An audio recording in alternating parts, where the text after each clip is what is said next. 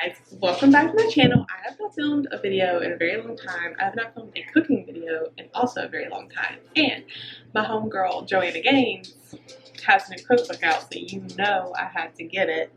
I probably only made like maybe 5 recipes in the other cookbook, but I just had to have this one. Okay, that's just how it goes. Okay. Anyways, so I picked this one up. I just love the style of her cookbooks. They're so cute. They're so like modern, but like Scandinavian boho, but still have like that touch of farmhouse, which I love. I had to pick this up because I just love her, and the main reason I wanted to pick this up was because she has a oatmeal cream pie recipe in this book. I thought that was a spider, but it's a fly. We're good. Okay, so she has an oatmeal cream pie recipe in this book, and I love oatmeal cream pies. Flies. And funny story, I actually used not to like them, but now I just love them as I've gotten older.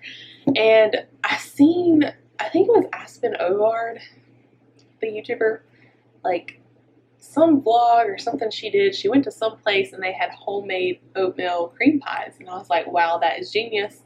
I would love to try that one day. And I've seen recipes like, you know, online and stuff. I just hadn't got around to trying it yet, but I seen that she had Joanna Gaines had posted a video of something or another. I don't know how I found out about that recipe was in this book, but anyways, I found out that she had an oatmeal cream pie recipe in this cookbook, so of course I had to get it, and that was why I wanted to get it, because I really wanted to try to make that.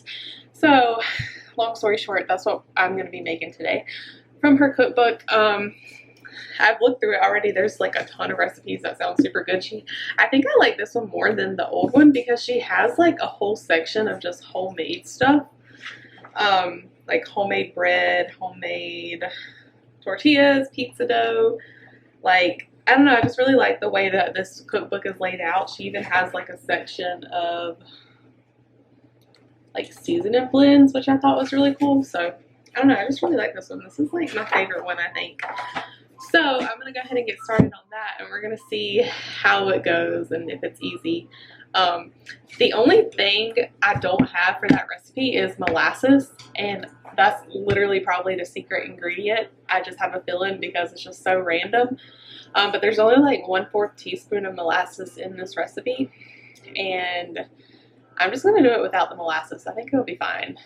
But I'm pretty sure that's like the secret ingredient, because like why else would you put molasses in cookies? I don't know. So we're going to try it either way and see how it works. So I bought this cookbook stand, and it fits my Chrissy Teigen cookbooks perfectly. But unfortunately, these are way too thick unless you're using like a middle recipe. And I'm pretty sure it's not going to work with where this recipe is. Let's see. Let's try it. Oh, we might have it. It might work. Oh, thank goodness it works. Okay, cool. That works. Sometimes this cookbook stand is like not even worth the price I paid for it, which was like $10. Okay, so this is what her picture looks like. I'm going to just start sitting out all my ingredients, and we're going to do this thing. All my ingredients out. I thought this would be easier. That way I have everything out and together. Okay, so 1½ cup of flour, 1 cup of brown sugar, 1/2 cup of regular sugar, 3 cups of cooking oats, which this is the brand that I always use. And then we have some cinnamon, 1 egg, 2½ sticks of butter at room temperature. Those have been sitting out for a while. We have vanilla, but not really because it's imitation vanilla, but this is what I always use just because it's cheaper. Baking soda, and I think that's everything besides the molasses and the salt, which I'm just gonna like probably eyeball that. Because it's asking for kosher salt, and we know I learned my lesson that kosher salt is bigger than regular table salt, so you don't want to use as much as it says. So learned that the hard way. Anyways, okay, so basically I'm gonna throw this together and we're gonna see how it works out. Okay, so I got my mixer ready, and it says in the stand mixer fitted with the paddle attachment, which I don't know if this is the paddle attachment. My attachment is literally stuck to my mixer and I have no idea how that happened. I can't get it unstuck. My husband can't even get it off, so I have to work with what I have at this point. Okay, so we have to cream the butter first, and we need 2.5 sticks of butter. So I'm gonna go ahead and cut this one in half.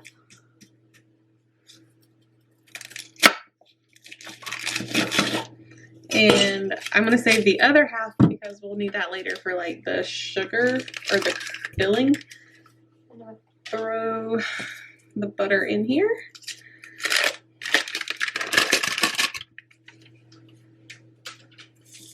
So I tried to find a pastry cutter yesterday at Walmart, but they did not have them. So I'm gonna have to order them online because I feel like that would come in handy with this recipe. Okay, let me turn this on a little bit first. All right, now we're gonna pour in the brown sugar. So this is one cup. Brown sugar. Now I'm going to pour in the 1/2 cup of regular sugar.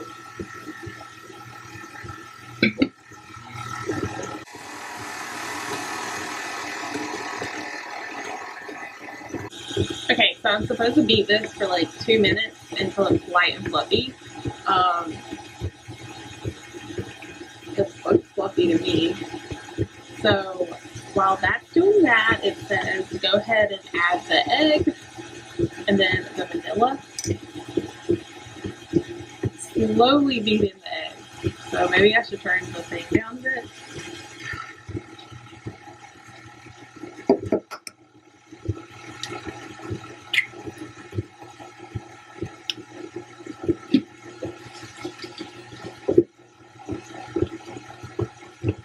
All right, and now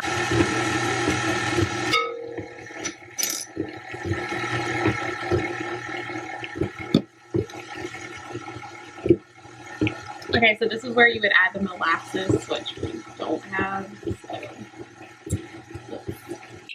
I'm gonna mix this with my hand for a bit just to get all the stuff on the sides. Make sure it's actually mixed in. I don't think that was the paddle attachment it referred to. I think I know which one it's talking about, and it's definitely not this one.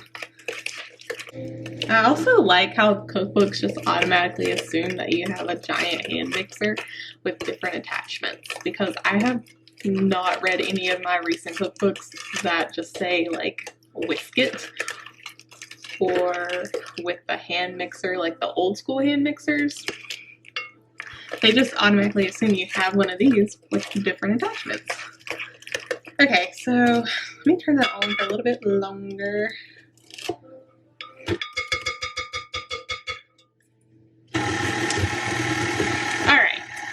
Okay, so now in a medium bowl, whisk together the flour, baking soda, salt, cinnamon, and oats until combined.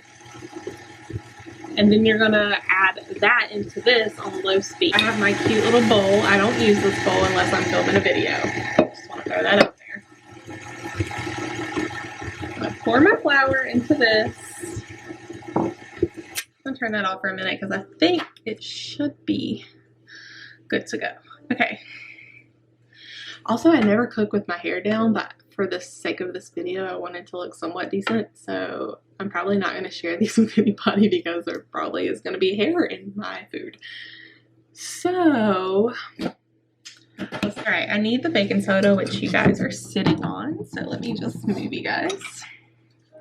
Alright, I need 1 teaspoon of baking soda. Someone texted me. Alright, throw that in there. And then I need 1/4 teaspoon of cinnamon. So, too much. That. All right, and now I need like 1/4 teaspoon of salt. So I'm just gonna dump like a tiny bit in there because it's kosher salt. I was watching Trisha Yearwood's cooking channel or cooking show the other day, and she had a salt dish. And ever since I've seen that, I decided I needed a salt dish. So that's the first thing I want to buy after quarantine's over. All right, now we just pour in the cooking oats. Okay, so you're supposed to add this mixture, which I didn't even show you guys. It's got the oats in it, to this, like 1/4 cup at a time. So let's see, let's just kind of eyeball it. We go this way so you guys can see. It was probably more than 1/4.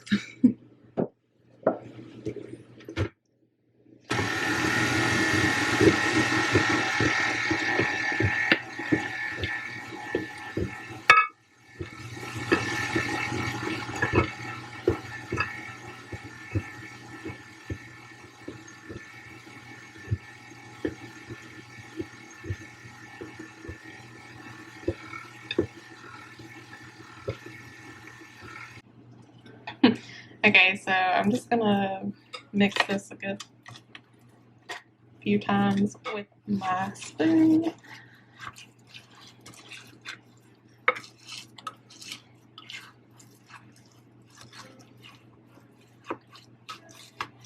Looks good.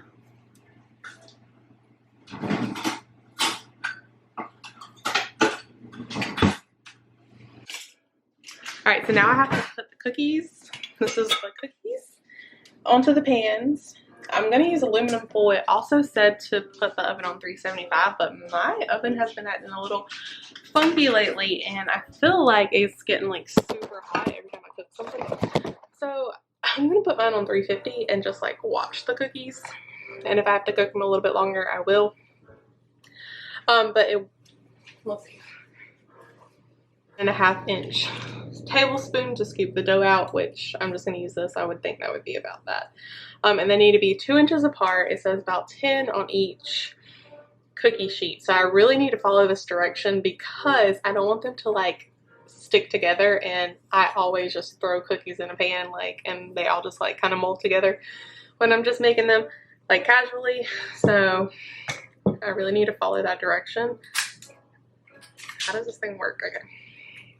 I also never use this because I feel like it's just a waste of time. Like, it takes way too long.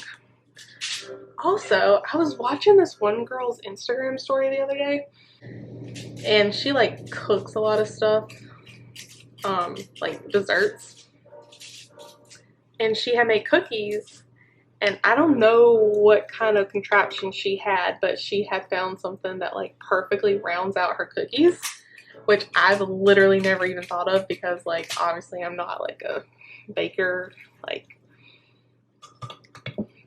I was about to say professionally, but she's not either. She just does it for fun. But she literally like took the cookies out the oven, put this thing around them, it's like a bowl almost, and like spin it around, and the cookies like spinned with it, and they were like perfectly round afterwards. And I was just like, wow, that is legit. So I'm debating if I should like roll these a bit, because we want them to be like, you know, somewhat pretty because they need to make a little sandwich. So let's see.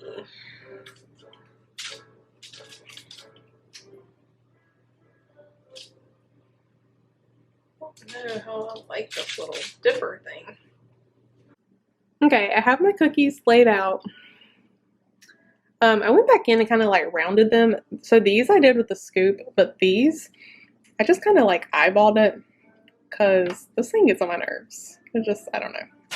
Like sometimes the dough gets stuck in there and it doesn't come out. So, okay, the next step is putting these in the fridge for 20 minutes. So I have a lot of dough left. I actually was making like a third pan, but I'm like, oh, we really don't need this many. So I decided to put them back in the bowl because I still had some left over after a third pan, and I am going to freeze this cookie dough.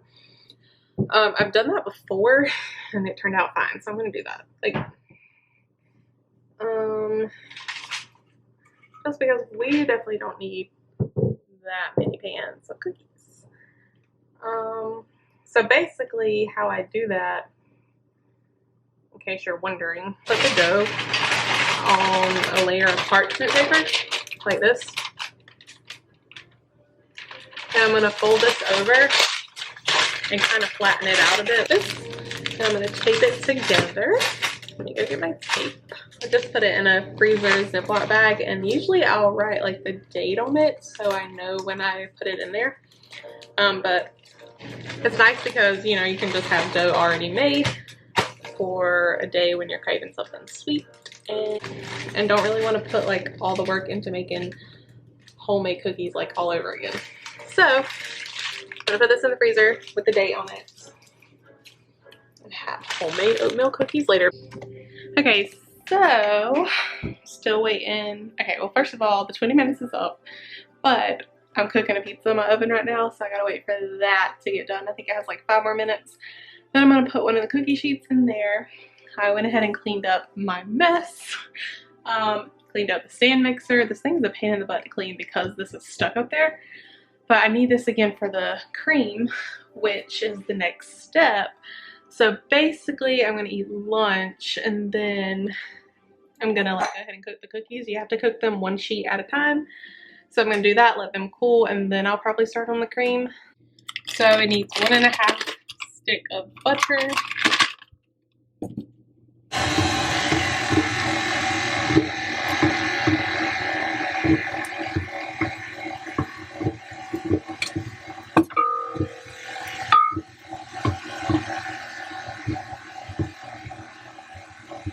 Okay, so now I'm just dumping in the powdered sugar. It was like 2.5 cups of powdered sugar.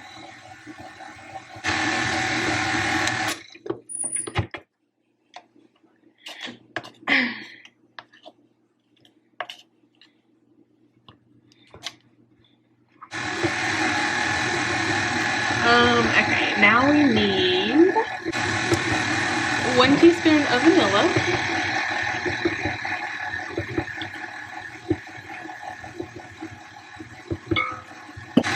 And then 1 tablespoon of milk.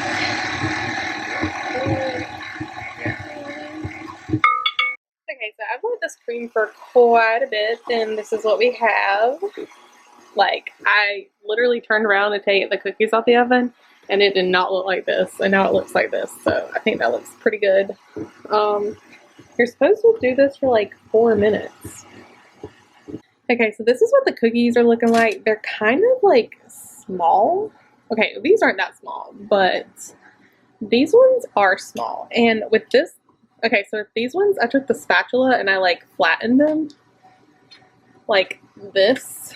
I didn't do that with these. So I don't know if I can do it now because they're cool, but that way they're a little bit flatter. But yeah, I think that'll work. They'll just be super small. So I turned the mixer on higher, super loud, because it's very like creamy, but not like fluffy creamy like an actual oatmeal pie. So maybe it'll get thicker. Okay, I whipped her up real good and now she's a lot thicker. So it definitely took more than like 4 minutes. I think I was probably whipping this for like 7, if not more. On like super high speed. Probably like on a 6, so I guess not super high, but it definitely looks more thicker now. So so you're supposed to pair them up, and like obviously they're not going to be a perfect pair, at least mine aren't. It doesn't say there's like a special way to do this, so just gonna do it. Ooh, cute. Okay, so these are the ones that I didn't flatten. And these are ones that I did flatten, which, did it say to do that? Let's see. So it doesn't say to do that in the cookbook, but I feel like that's probably a good idea. Just so, you know, they're not like super...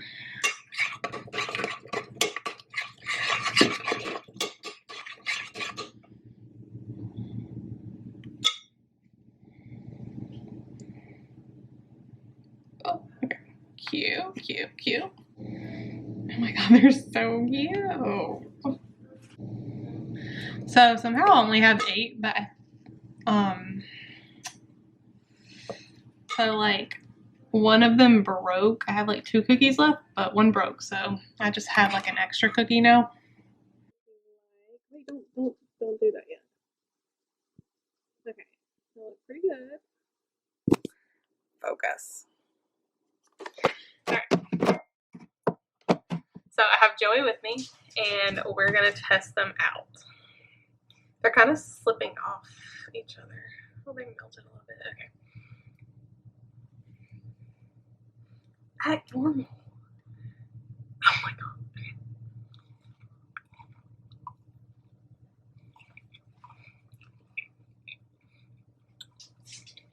They're almost as good as the box stuff.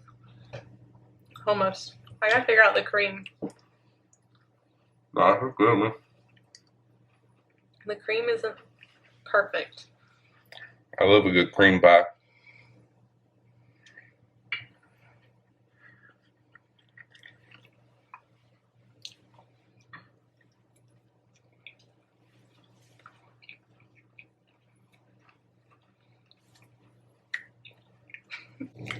Honestly, the cookies are just really good by themselves.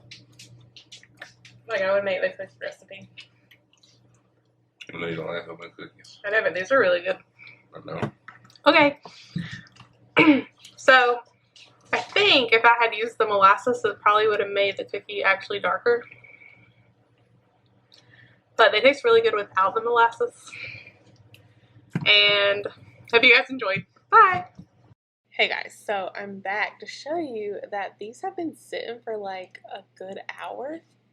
And I'm editing the video now. And I went to get another one because I was watching the footage. And I'm like, oh my god, I want another one. But look, the cream has like, I don't know, I guess like from it sitting, it's like literally, it looks just like the cream from an actual store-bought oatmeal cream pie now.